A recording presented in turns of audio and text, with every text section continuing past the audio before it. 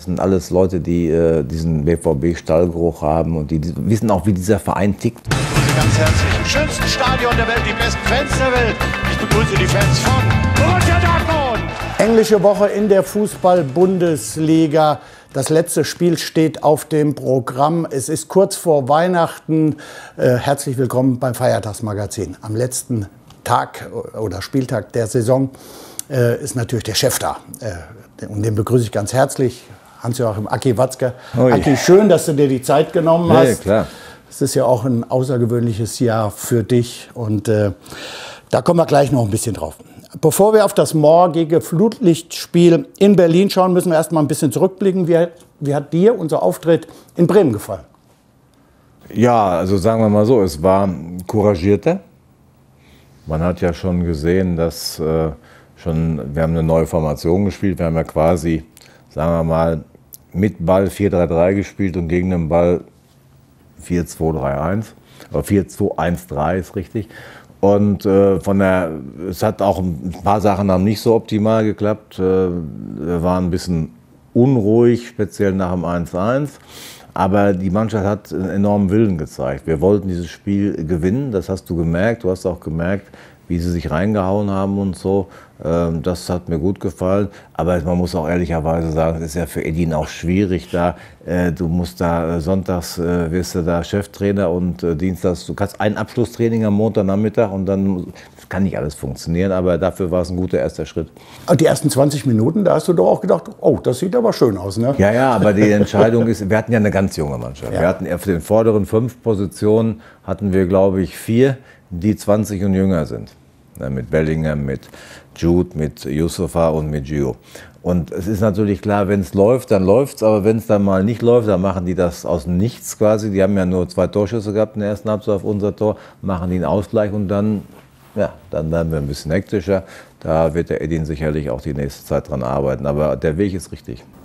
Du hast gesagt, wir haben einen neuen Cheftrainer. Edin Terzic ist der neue Coach. Die Mannschaft kennt ihn auch gut. Er kennt die Mannschaft und den BVB. Sind das schon die zentralen Gründe dafür gewesen, dass ihr ihm vertraut?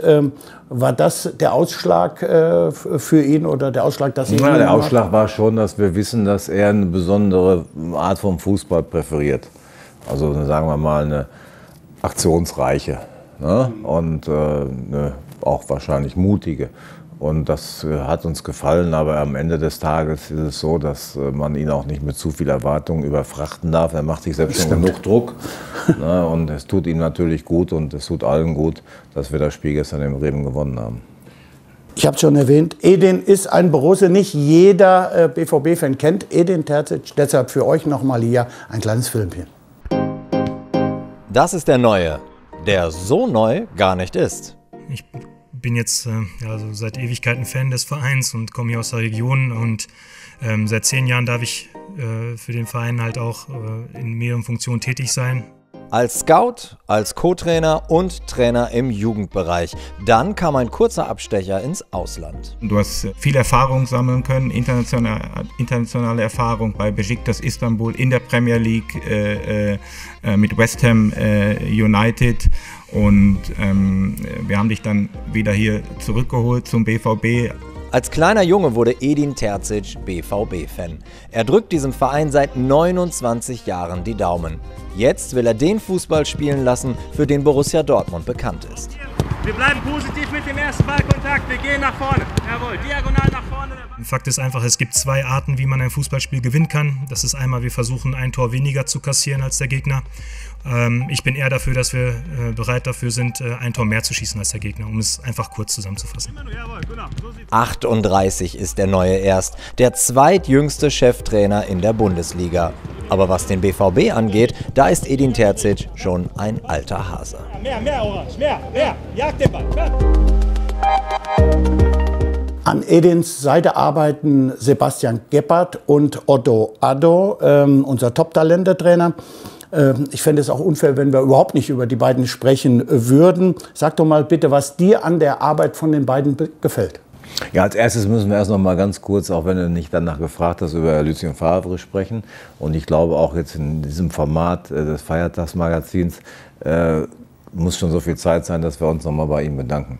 weil er hat hier, wo er 18 hingekommen ist, da, ich will nicht sagen, dass wir in Trümmern lagen, aber es war auch schon manche Ziegel vom Dach runtergefallen. Also das letzte Spiel in Hoffenheim da, wo wir uns da mit Ach und Krach noch in die Champions League gerettet haben, da möchte ich jetzt auch nicht mehr dran denken.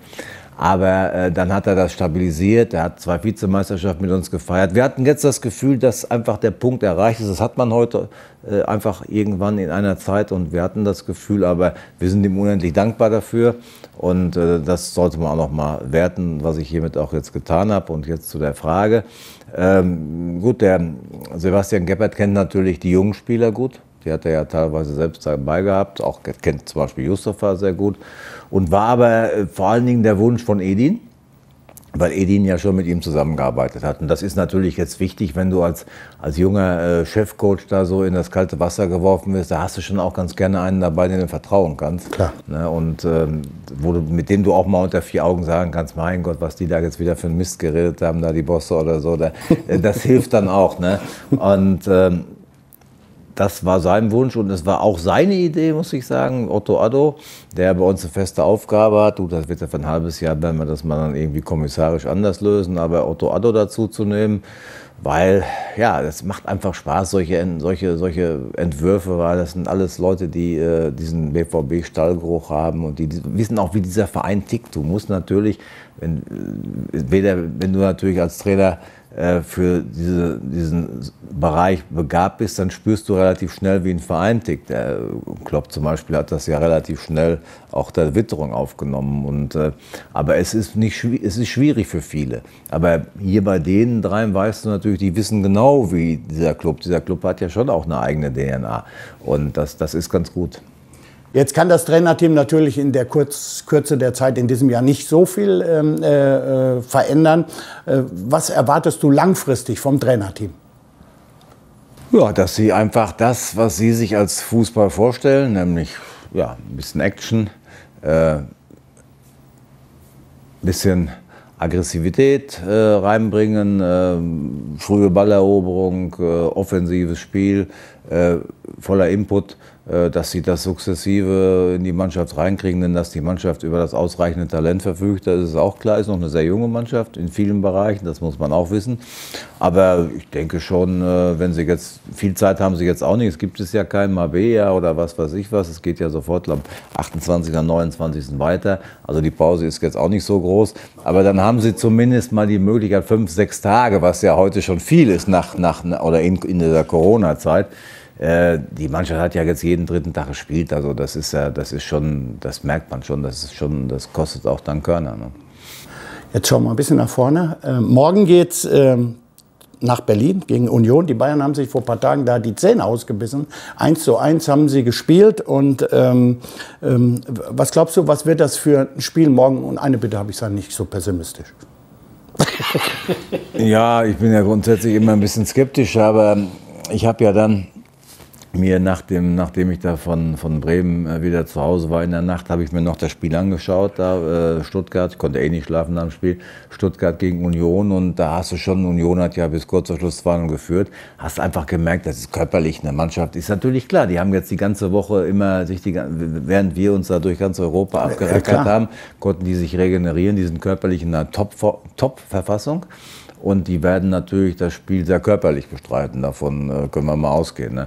Der einzige Vorteil in diesem Moment ausnahmsweise ist mal, dass natürlich da diese Lautstärke, die ich da letztes Jahr erlebt habe, wo ich noch 2 Tage später total betäubt war, die wird diesmal nicht ganz so sein.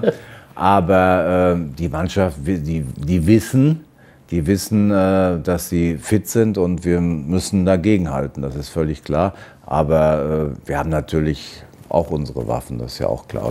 Das wird gewiss ein interessantes Spiel. Kampf gegen Technik, also das ja, aber wir müssen auch den Kampf in die Waagschale werfen. Du kannst heute mit reiner Technik, so ein Spiel auch nicht gewinnen, zumal wenn du eben die 4., 5., 6. englische Woche hinter dir hast. Wir wissen schon, dass das eine schwierige Aufgabe ist, aber gehen wir an. Irgendwie freue ich mich drauf. Letztes Spiel. So, jetzt gibt es was Neues, Aki, Zweikampf. Watzke gegen Dickel, Sportfreunde Edertal gegen Rot-Weiß Erlinghausen. Ja, das hat natürlich immer Rot-Weiß Erlinghausen gewonnen, das war ja schon klar. Aber da du ja einen Standortvorteil hast hier und auch deine Mitarbeiter natürlich wahrscheinlich wieder alles getan haben, um dich in den Vorteil zu bringen. Aber ich gehe es an. Also, ich muss aber zuvor von letzter Woche auflösen. Ansgar Knauf hat gegen mich gespielt. Ansgar hat überhaupt keinen Punkt gemacht. Ich habe 2 Punkte verzeichnen können und habe jetzt, wenn ich mich recht entsinne, 7 Punkte Vorsprung. Also, wir schauen auf die Tafel. Du bist Gast und darfst natürlich anfangen. Was glaubst du passiert von diesen 9? Ich fange an, dann fange ich an mit Premiere. Ich sage Tor durch Jadon Sancho. Okay. Ich mache jetzt das sicherste von allen. BVB hat mehr Ballbesitz. Gut, dann nehme ich, dass wir keinen Elfmeter gegen uns bekommen. Doppelpack durch Einwechselspiel. Ich muss ja ein bisschen zocken. Aber keine gelbe Karte, das wird bei uns auch nicht passieren. Ich sage einfach Doppelpack durch Einwechselspiel. Gut, jetzt habe ich meine letzte Chance. Dann sage ich jetzt einfach kein Gegentor für den BVB. Okay, und mein letzter ist Premiere 2 BVB-Treffer in den ersten 0,9 Minuten. Wenn ich dann dazu komme, schreibe ich dir.